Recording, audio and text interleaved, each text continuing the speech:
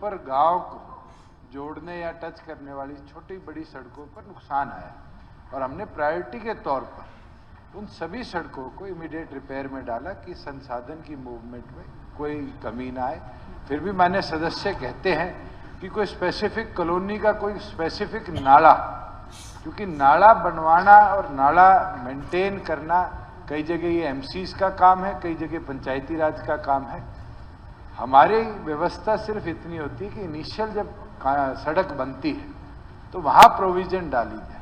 लोग मिलते भी हैं, लोग अपनी व्यवस्था के लिए भी मिलते हैं, क्योंकि उनकी दुकान के पास नाला ऊपर हो जाता है, नीचे हो जाता है, उसकी समय अनुसार रिमॉडलिंग हम करते रहते हैं। जब नाला बनाया जा रहा था तब वहाँ के लोग आपके पास आए, पीडब्ल्यूडी नाला बना रहा था तो, लेकिन उन्होंने उस टाइम आपने अधिकारी के पास उनको भेजा, अधिकारी कहने लगे कि हम इसको ठीक कर देंगे, लेकिन आज भी वह नाला ठीक नहीं। लोग आज भी बरसात से डरते हैं, भी कब बरसात होगी और हमारे बीच पानी पड़ेगा। ये बहुत बड़ी दहशत का माहौल बना हुआ है। ये प्रॉब्लम नहीं है वहाँ, तो सिर्फ नाले को एक बार आप थोड़ा सा कह दीजिए बन जाएगा वो नाला तो ठीक से। सड़क के सवाल पे अब नाले पे आप भी लगे विधायक, वो सड़क के साथ ही सड़क को दिखवा लेते। प्रदेश में कांग्रेस सरकार बनने के बाद माननीय नेता प्रतिपक्ष पूर्व मुख्यमंत्री चौधरी भूपेंद्र सिंह हुड्डा जी ने प्रदेश के राजकीय स्कूलों में शिक्षकों की कमी को दूर करने के लिए करीब 20,000 शिक्षक भर्ती किए थे, क्योंकि उस समय में इतना जल्दबाजी में जो है शिक्षकों की अपॉइंटमेंट नहीं हो सकती थी, इसलिए अतिथि अध्यापकों को भर्ती की गई और आज राजकीय स्कूलों में करीब 12,746 अध्यापक कार्यरत हैं। साल के कार्यकाल के बाद भी अभी तक अतिथि अध्यापकों को नियुक्त नहीं किया गया है। 12/3/2019 को Haryana state guest teacher service act 2019 लागू किया गया। इन्हीं की डिमांड थी, इनके साथ बातचीत करके उसको किया गया और उसमें इस एक्ट के अनुसार गेस्ट टीचर 58 वर्ष की आयु तक अपनी सेवाएं दे सकेंगे। उनको बीच में हटाने का कोई प्रावधान है नहीं, उनको नहीं हटाएंगे। इस एक्ट में गेस्ट टीचर की सर्विस को रेगुलर करने का कोई प्रावधान नहीं है। इस एक्ट के तहत गेस्ट टीचर को महीने में दिए जाने वाले मासिक मानदेय को रेगुलर टीचर को दिए जाने वाले डीए के अनुरूप वर्ष में 2 बार जनवरी तथा जुलाई में महंगाई भत्ते के रूप में उनको दिया जाता है और यह बढ़ोतरी तब तक जारी रहेगी जब तक कि गेस्ट टीचर का मानदेय रेगुलर अध्यापक के एंट्री लेवल न्यूनतम बेसिक पे के बराबर नहीं हो जाता। मैं सुझाव भी देना चाहूँगा और मांग भी करूँगा कि जब भी बरसात के दौरान ऐसा कोई इमरजेंसी की सिचुएशन बनती है तो यमुना बांध कच्चा होने के कारण से वहाँ पर मटेरियल पहुँचाने में बड़ी दिक्कत आती है। तो ऐसे जो रिस्की पॉइंट्स हैं वहाँ पर उनको चिन्हित करके और उस यमुना बांध के हिस्से को मोटरेबल जरूर किया जाए ताकि इमरजेंसी में ट्रक और जो भी मटेरियल पहुँचाना है वो आसान हो सके। जो रास्ते की समस्या बता रहे हैं, तो जैसे भी रास्ते होंगे 5 क्रम के या 6 क्रम के या 3 क्रम के, हमारी नीति है उन विभागों को निर्देश दे देंगे कि भी वो उन रास्तों के बारे में विचार करके बनाने की प्रक्रिया शुरू करें। मेरा आपके माध्यम से माननीय मंत्री जी से ये अनुरोध है कि रेडियोथेरेपी तथा आईसीयू की सुविधा को भी प्रदान करने का कुछ समय बता दें, कब तक ये शुरू हो जाएंगी और इसको अपनी प्राथमिक सूची में प्रायोरिटी लिस्ट में रख लेंगे तो लोगों के लिए ये बहुत उपयोगी सिद्ध होंगी। स्पीकर सर, मैंने बता दिया कि अभी ये विचाराधीन नहीं है और हम कोशिश करेंगे कि आईसीयू भी कम से कम हर जिले में एक खोल सकें, उसके लिए हम प्रयत्न कर रहे हैं। धन्यवाद। श्री अमर, यौन शोषण के मामले में जितनी शिकायतें आपके पास आई, क्या सब पे कार्रवाई हुई?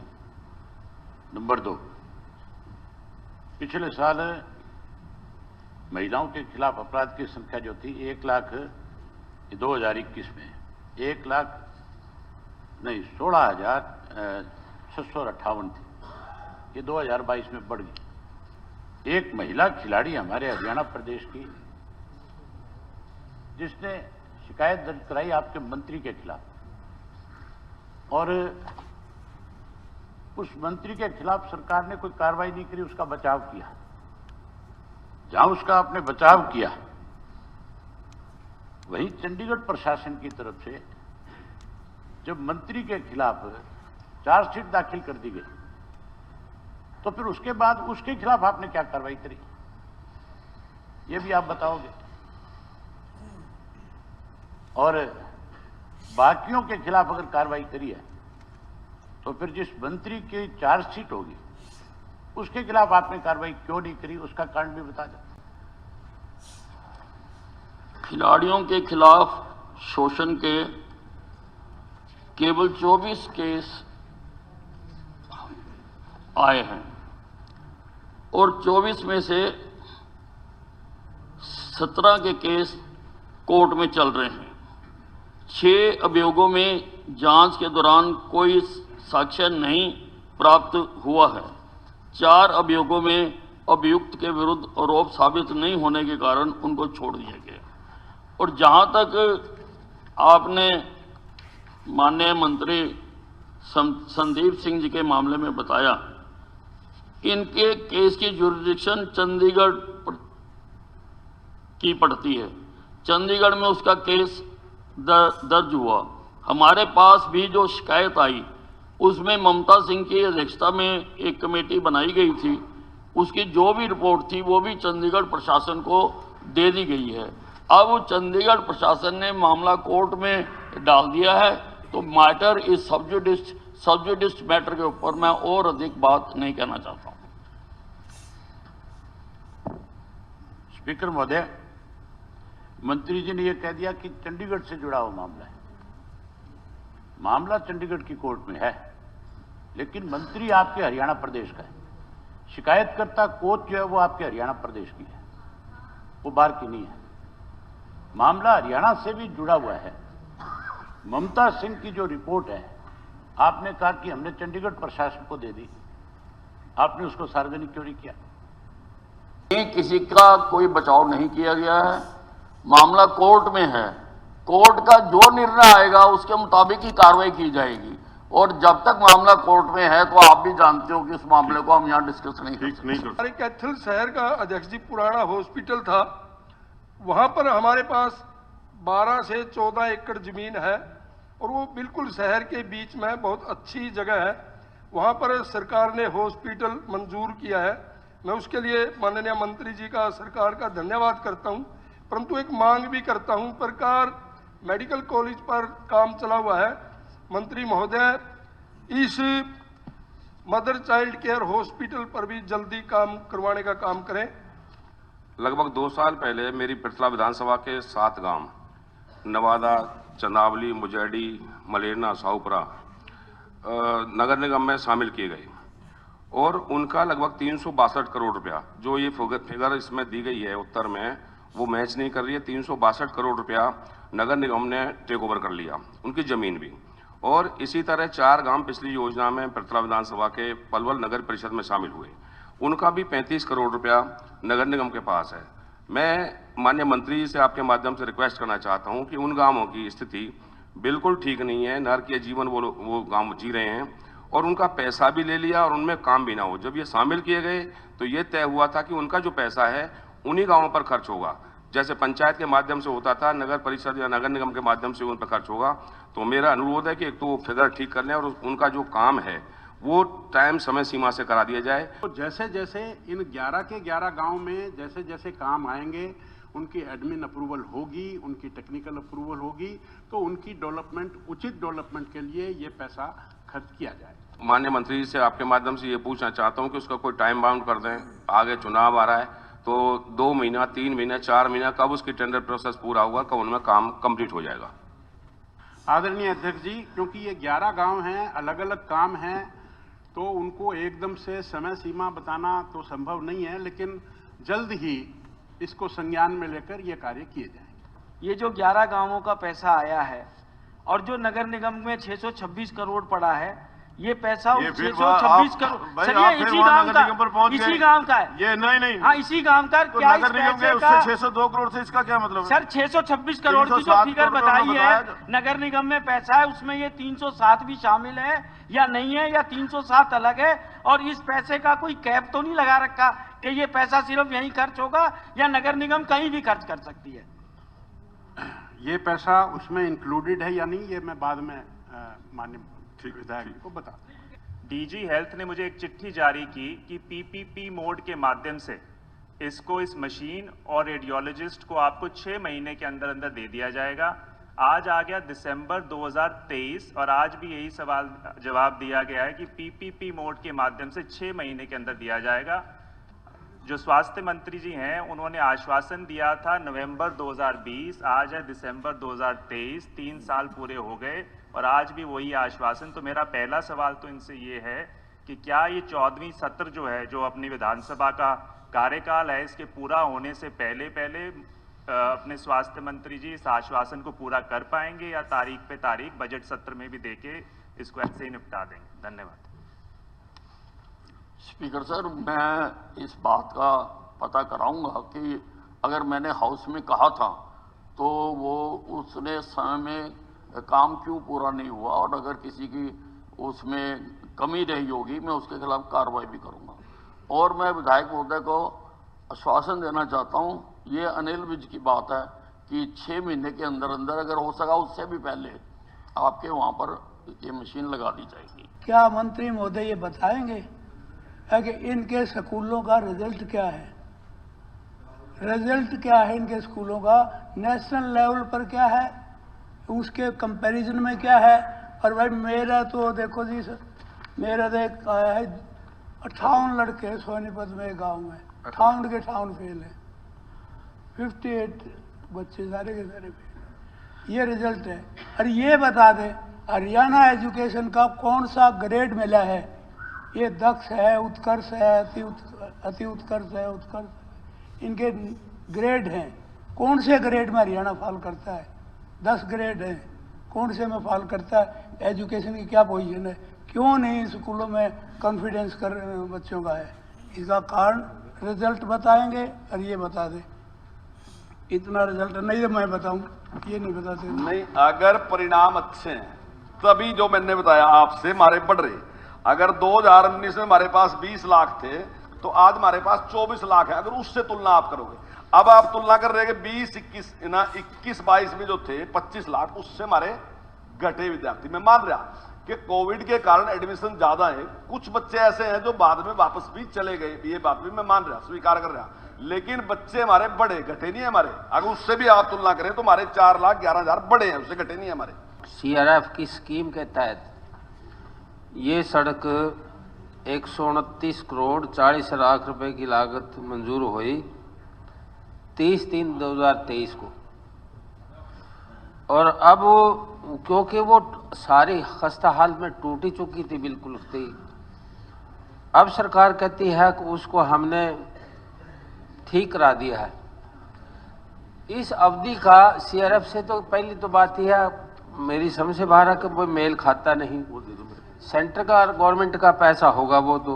और दूसरी यदि 1 साल पहले, 1 साल का आप खुद कह रहे होगे वन विभाग में टाइम लगेगा 1 साल, और इसको तो इसमें हमें स्पष्ट किया जाए कि 1 साल के बाद वन विभाग की सरकार मंजूरी ले लेगी।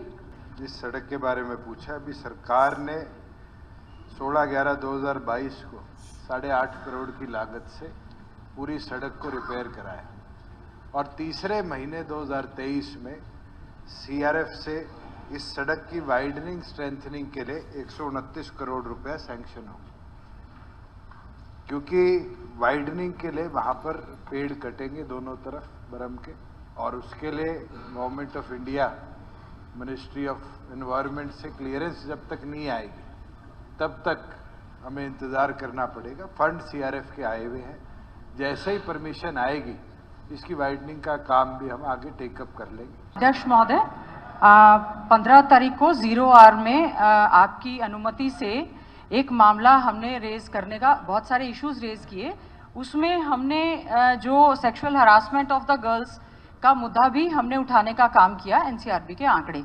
अध्यक्ष महोदय, मेरा आपसे अनुरोध है, सदन के नेता यहाँ पर उपस्थित हैं, मैंने जो स्टेटमेंट दी, मैं बिल्कुल दावे के साथ कह रही हूँ, मैंने बिल्कुल सही स्टेटमेंट दी, लेकिन उस दौरान क्योंकि माननीय हमारे प्रदेश के डिप्टी CM महोदय ने खड़े होकर कुछ एलिगेशंस लगाने का प्रयास किया, मैंने उस समय भी उसको खंडन करने का प्रयास किया। आज मैं अध्यक्ष महोदय रिटर्न स्टेटमेंट आपको दे रही हूँ। मामला हमने यहाँ हाउस के अंदर डिसाइड कर दिया है, this will be inquired by the sitting जज of Definitely, the it high should be court. inquired. So इसलिए इसके ऊपर अब कोई चर्चा नहीं It should be inquired by. Sir, it should be. इसके ऊपर अभी कोई चर्चा नहीं। सदन की कोई गरिमा रखो। हाँ। हाईकोर्ट का जज क्या करेगा? हाउस की प्रोसीडिंग है। नहीं क्या कभी सुना है आपने कि हाउस की प्रोसीडिंग का हाईकोर्ट का जज करेगा? नहीं, यहाँ ये पे आप हाउस ने तय किया, मैंने तय नहीं किया। ये हाँ। मैंने तय नहीं किया। सवाल ये हाउस ने तय किया अध्यक्ष महोदय, और हमने अध्यक्ष महोदय, हाउस ने तय किया था और आपने जो हाउस ने तय किया है। मेरी बात सुनो। हाँ जी, प्रोसेस भी आपने तय किया है। Process to submit notice procedure matters of urgent 0 hour के, उसमें ये लिखा है कि कोई भी झूठा पर्सनल एलिगेशन नहीं लगाएगा। हाँ। डिप्टी चीफ मिनिस्टर के ऊपर पर्सनल एलिगेशन। अभी इंक्वायरी में पता लगेगा ना कि पर्सनल है कि नहीं है, झूठा है क्या है। नहीं, विड्रॉ करें, कैसे पता लगेगा? वो अपने विड्रॉ करें। नहीं ऐसे जब तक इंक्वायरी नहीं हो जाती तब तक कोई वो नहीं। ये आपने विड्रॉ करें। फैक्ट मैं उस दिन का करेक्ट करना चाहूंगा। मैंने 2011 कहा था, वो दिसंबर 2012 उसको प्रोसीडिंग्स में लिया जाए। ये सारा बात ये करेक्ट करेंगे। This is matter of inquiry. Shri Vishwanath Saini ji, अध्यक्ष महोदय। नहीं देखिए, जो हाउस के अंदर की गरिमा, हाउस की गरिमा तो आप नहीं, ये निर्णय हाउस का है, ये निर्णय हाउस का है कि इसकी इंक्वायरी कराई जाए। मैंने हाउस का निर्णय मानते हुए इंक्वायरी कराओगे आप? ये तो देखिए जो एलिगेशन इंक्वायरी किस चीज की? जो आपने एक दूसरे अध्यक्ष महोदय, टर्म्स ऑफ रेफरेंस बताओ मेरे को। हाँ जी, टर्म्स ऑफ रेफरेंस ये है कि जो एलिगेशन माननीय या जो बात माननीय उप मुख्यमंत्री जी ने कही वो सच है कि गलत? ठीक है। हाँ जी, तो बस यही है। करो, लेकिन हाँ जी, अगर ये बात सुनो, ये कह रहे हैं, गीता जी ने कहा है कि भाई गलत है, इनके घर कोई मीटिंग नहीं हुई। इन्होंने कहा है इसके दिस विल बी इंक्वायर्ड कि अगर गलत होगा तो गलत, जो गलत होगा वो इंक्वायरी के अंदर आ जाएगा। अध्यक्ष महोदय, जो भी अगर कोई गलत होगा, चाहे वो उप मुख्यमंत्री जी गलत है, चाहे गीता जी गलत है, इंक्वायरी के बाद पता चल जाएगा। 2 और 2 4 तो ज्यादा नहीं होता है। 2 4 ही होंगे ना, सच आएगी ना। इन्होंने तो पता लग जाएगा कि 2 4 मेरी बात सुनोएगा। इतनी बेचैनी से क्यों? नहीं बेचैनी नहीं, मेरा तो ये है कि आप लोगों ने आप किसी की बात सुन के नहीं, आपने हाउस ने डिसाइड किया, जो विषय हाउस डिसाइड कर सकता है उसके ऊपर दोबारा फिर दोबारा उसके ऊपर नहीं अध्यक्ष महोदय, अध्यक्ष महोदय, नहीं I am listening, I am listening everything, but आप अध्यक्ष महोदय, मैं इंटरव्यू कर रहा हूँ, लीडर ऑफ मैं इंटरव्यू कर रहा हूँ। अध्यक्ष महोदय, नहीं, you're not yielding, but आप यील्ड करने की जरूरत नहीं है, लेकिन सारी स्थिति में नहीं देखिए, सदन के नेता कभी भी किसी टाइम में इसमें इंटरव्यू कर सकते हैं। मैं स्पष्ट कर रहा हूँ, सदन के नेता किसी भी टाइम इंटरव्यू कर सकते हैं। He have got every right। अध्यक्ष महोदय, हाँ, नहीं मैं सुन तो लो ना, फिर आप क्या कर रहे हो? कल के विषय में आपको दोबारा टाइम दूंगा, मैं दोबारा टाइम दूंगा।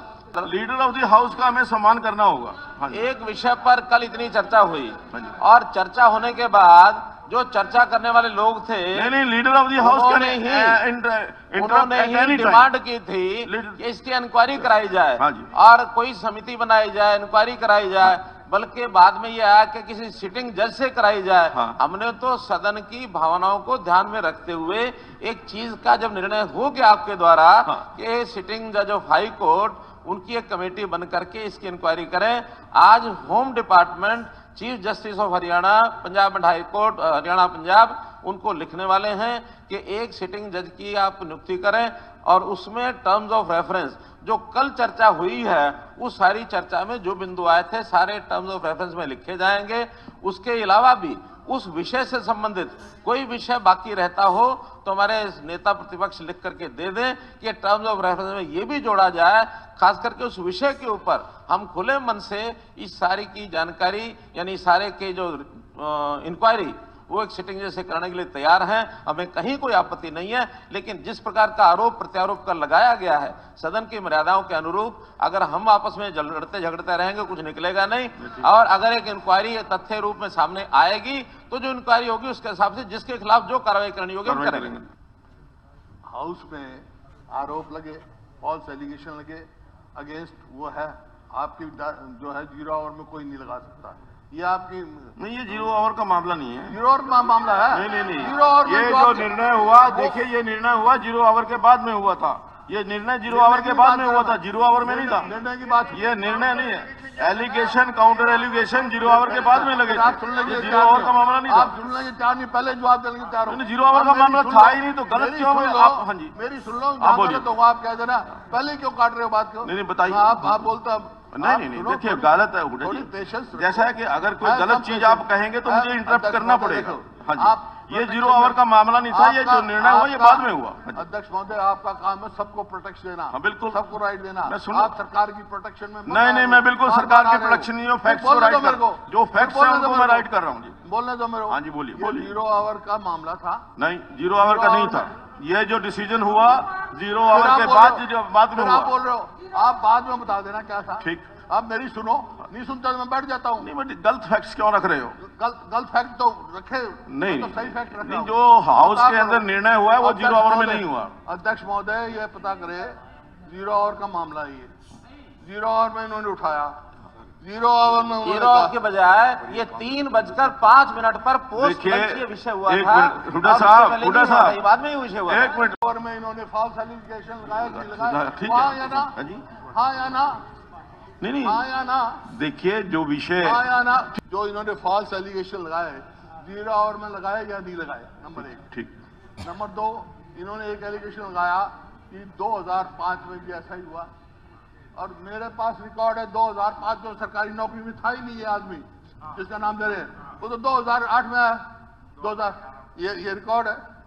तो 2005 में सरकारी नौकर में नहीं, और वो एलिगेशन लगा रहे हैं 2005 में ये इंसिडेंस हुआ, तो क्या मतलब हुआ?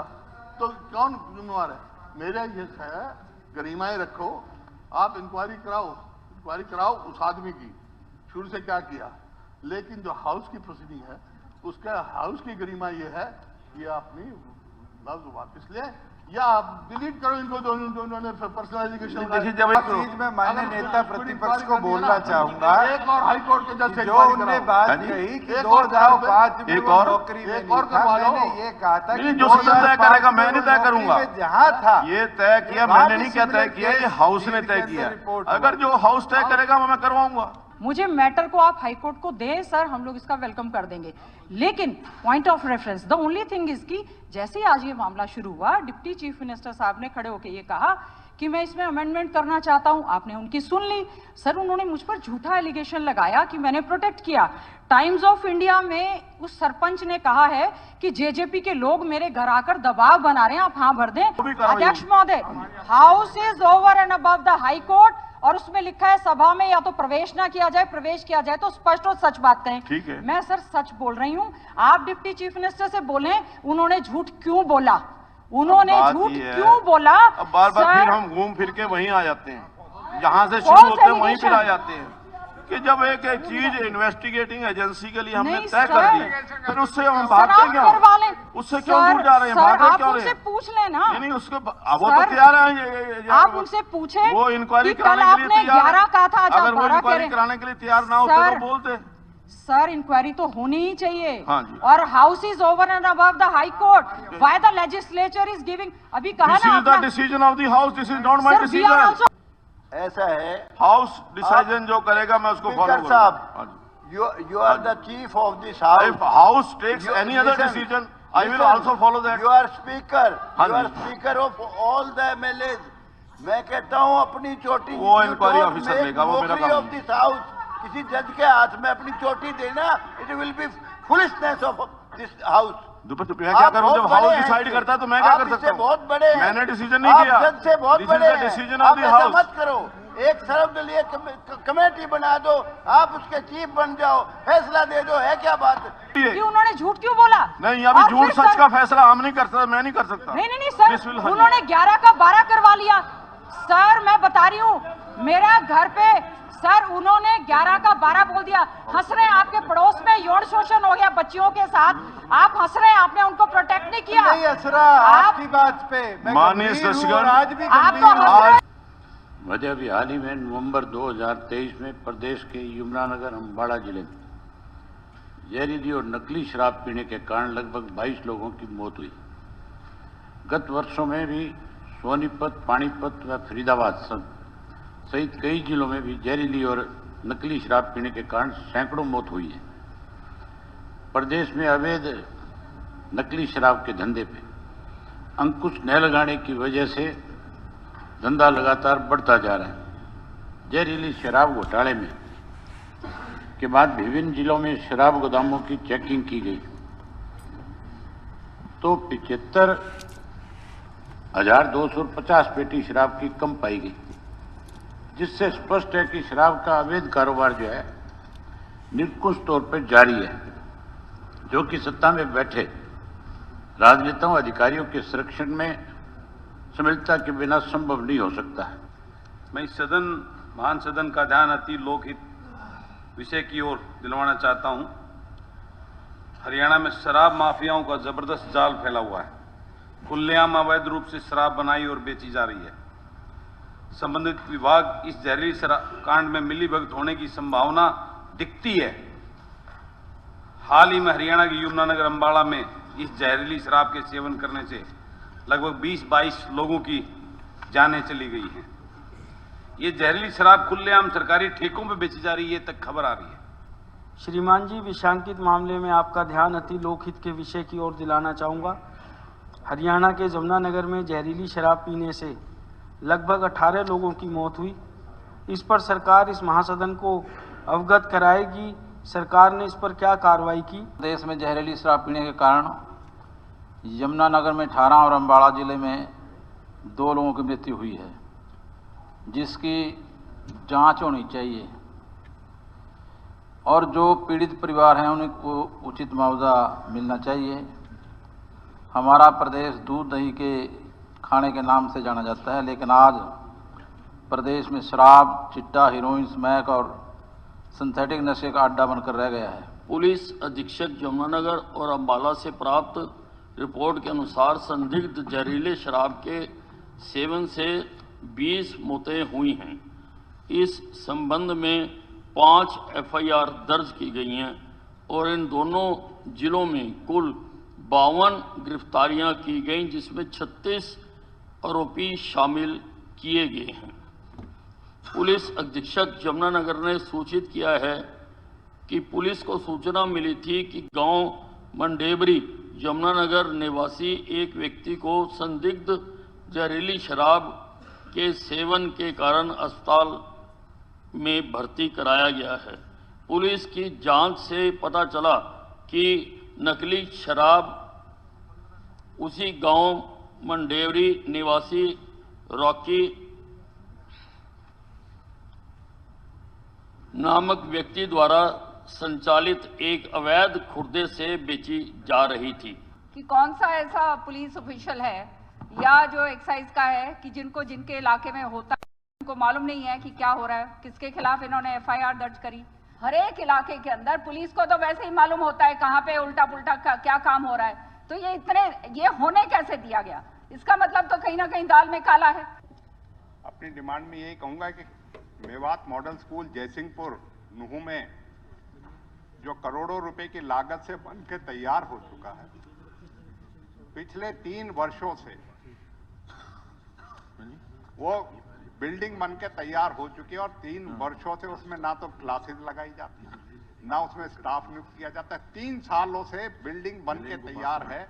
मैंने पिछले विधानसभा में भी ये जो है आपके सदन में इस मामले में आपके समक्ष उठाया था और शिक्षा मंत्री जी ने 2 बातें उठाई थी। एक में स्कूल में टीचर नहीं थे, एक भी जो है सांस्कृतिक स्कूल में उसमें टीचर तो कर दिए गए, लेकिन इस स्कूल की फिर से अगला सेशन आ गया, लेकिन कोई वो नहीं। आपने अक्सर पहले विजिट किया होगा, अब तो नहीं विजिट किया होगा, हमारे कच्चा बेरी रोड का बहुत बुरा हाल है। डेयरियां आपने देखी हुई हैं, सामने उनके भी देखा हुआ है, कम्युनिटी सेंटर भी देखा हुआ है।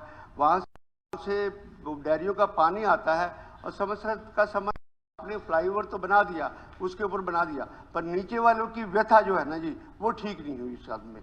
इनको हमेशा जहां जाए वहां कुछ चाहिए और ये कितनी लालसा रखे, इनको मिलने वाला कुछ नहीं है, चाहे इधर की बात करें चाहे उधर की बात करें। मैं उसमें एक बहुत अच्छी बात बताता हूं कि आज कांग्रेस की हालत ऐसी हो गई है कि भंडारे में गए तो पुड़ी खत्म, बाहर आए तो चप्पल गायब। अध्यक्ष महोदय, मैं इनसे कहना चाहता हूं आपके माध्यम से, जब दिल में इतना दर्द है तो हंसते क्यों हो? अरे हर रोज दिन रात मेरा नाम जपते क्यों हो? कभी पुराने अखबार उठाकर पढ़ना, पता चलेगा सारे मुजरिम मेरे नाम से डरते क्यों हैं। हसरतें पूरी न हो तो ना सही, पर ख्वाब देखना कोई आपके लिए गुनाह तो नहीं, ख्वाब देखते रहो। आर्यन जी, मैं गीता पर हाथ रख के सौगंध खाता हूं, अगर उस एपिसोड में कोई भी अधिकारी फंसेगा, उस अधिकारी को तुरंत बर्खास्त किया जाएगा। इसके लिए कोई गीता के ऊपर बैठो, गार्जियन साहब बैठो।